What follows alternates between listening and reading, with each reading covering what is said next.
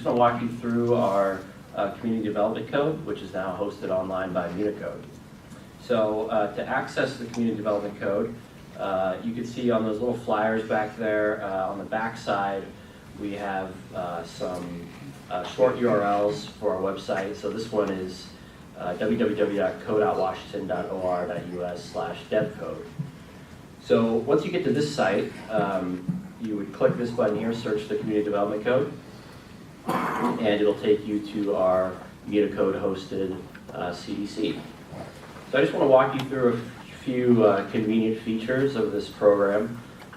You can see here we have a collapsible table of contents, so you have all the articles 1 through 7, and you click an article and it'll go down to the section level, and these are all linked as well.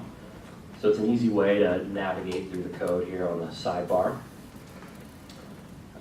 Next, I'll show you a search feature here. So at the top, if you don't know exactly which section you want to be looking in, say I was looking for setbacks, click here, and it will populate a list of results down here sorted by relevance. Now, one thing I want to point out is our Code of Ordinances is also hosted online by Municode. So if you don't want to look at the Code of Ordinances, which is basically any ordinance that's not land use related is in the Code of Ordinances. So noise regulations, animal control, things like that. So if you didn't want to search in that, I would deselect that. And now you have results just for the CDC. There's also an advanced search feature here if you don't really find what you're looking for. So you can try different things, quotes and boosting terms. But in general, the search feature operates a lot like Google. So once you find the result you're looking for, I'll just click the first one here.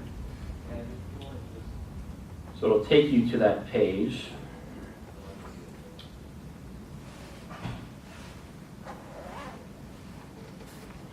And on the side here, you can still see, if you don't find what you're looking for, you have the other results still here, easy to access, and it'll highlight the word you were looking for.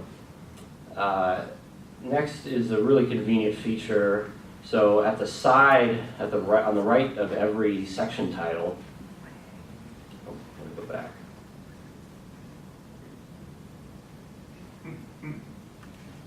Okay, so let's use 421 here.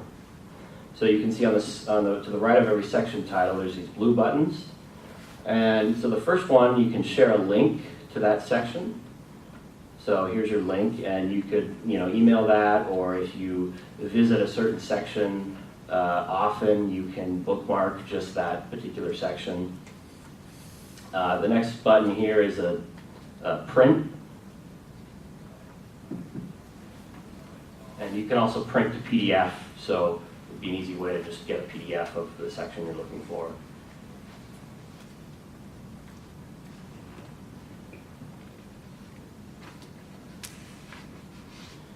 So you can, and then it gives you this little checklist, so you can download more sections if you'd like, or print more sections if you'd like, and then click the print button there.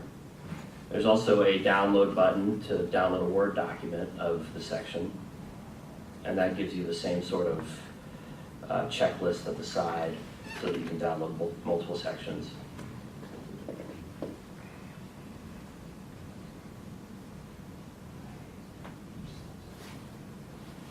And then finally, probably the most useful feature is the email feature. So you can email the section you're looking at and add other sections to it, and then just type your email at the bottom, and it'll send a link to those sections right to your email or to someone else's.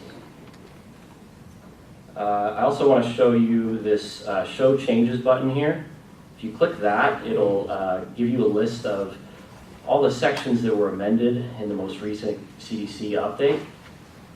So you can see the modified little marker there. And then when you click on this section, any text that was added will be highlighted in yellow, and any text that was struck through will be crossed out in red. So you can easily see what was changed in the most recent CDC update. And then you'll also see the ordinance here that adopted the new standards, and you can click that, and it'll it'll load the ordinance for you.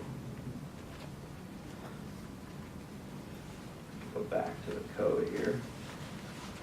The next thing is this, so here's another cool feature. You can click the notifications button at the top, it's right here, and you can get an email every time we update the code.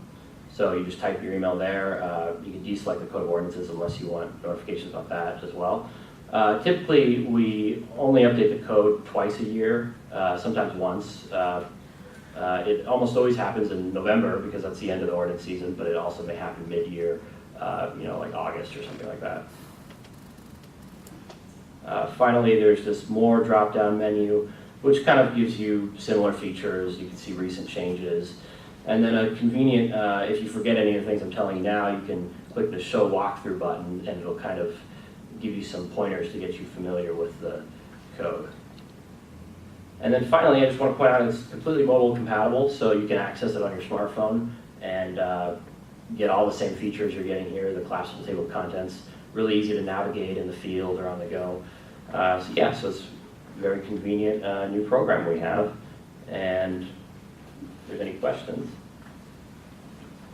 Questions? All right, great, thanks.